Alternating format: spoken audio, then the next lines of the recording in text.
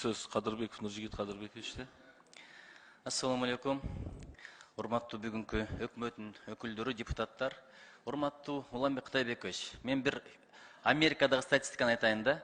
Ушул кумар оюн ойногондордун 23% дайыма финанс проблемасы менен болот деген. Карыз коола болуп, 35% ажырашат деген.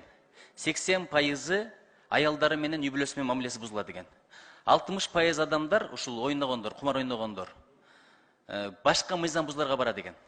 Анан 13%дан 40%га чейинкиси суицид жөнүндө ойлонот экен, же болбосо өзүнө өзү кол салып көрөт экен. 32%ден 70%га чейинки суицид жөнүндө ойлонот экен. Бул атайын иликтөөнүн жыйынтыгы. Эмне деп айтасыз буга? Нуржик Кадырбекович, мне нечего комментировать. Я точно так же разделяю ваши сомнения относительно негативных моментов, связанных с игорной деятельностью в обществе. Единственное оправдание для того, что однозначный запрет для граждан Кыргызстана на участие в игорной деятельности вводится. Только по этой причине. Хорошо. Макул. Кыргызстан жарандары үчүн тыюу салалы.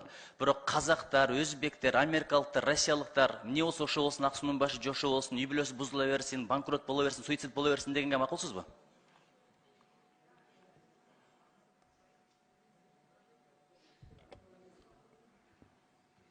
Как человек, который представляет законопроект, я согласен. Как человек, просто частное лицо, я могу разделять ваши точки зрения. Я здесь присутствую в официальном качестве, я призван защищать граждан Кыргызской Республики. Если я смогу это сделать, и мои коллеги помогут, это будет большая задача. Адам бузулса алам бузулат, адам оңолса адам оңолот, заман оңолот деген сөз бар.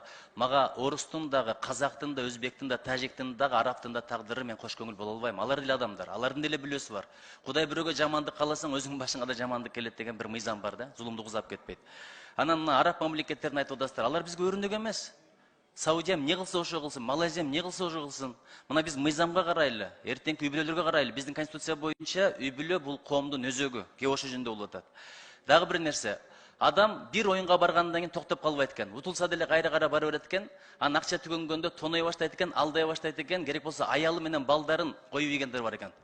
Ошондой кылмыш көбөйбөйт деген кепилдигиңиз барбы? Нуржик Кадырбекович, для этого в литературе научной есть термин лудомания, то, что вы сказали. Я прекрасно понимаю. Именно потому, что люди идут в игорные заведения не отдохнуть 2 часа, не потратить какую-то сумму, а идут в надежде что-то выиграть, именно поэтому получается. И это единственное, почему Кабинет министров настаивает на том, что однозначный запрет для граждан с нашей страны был на участие в игорной деятельности. Все. Анан эми бюджетти толтурабыз, карыздан кутулабыз деп атасыздар. Кээ бир өлкөлөрдө кечирип коюңуз, публичный домдор дагы мыйзамдаштырылган, наркотиктер дагы мыйзамдаштырылган. Афганистанда көрүп атасыз, апий мегип атат. Анда ошол жолго деле башка туура келет го, буга оюңуз кандай? Эптеп эле толтуруш керек болсо. Ну, слишком много уделяется внимания моей персоне. Я могу сказать, что мне стыдно.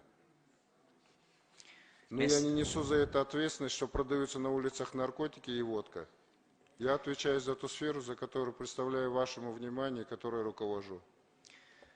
Урматтуу Уланбек мырза, ушул сөзүңүз мага абдан жакты. Чоң рахмат. Адам катары адамдыгыңызды жоготпоп турсуз. Четке кагалы башка жолу жок. Арам аралашкан нерседе береке болбойт. Башыбызга кара булут айлантып албайлы. Эл журт бизди бул үчүн шайлаган эмес. Чоң рахмат.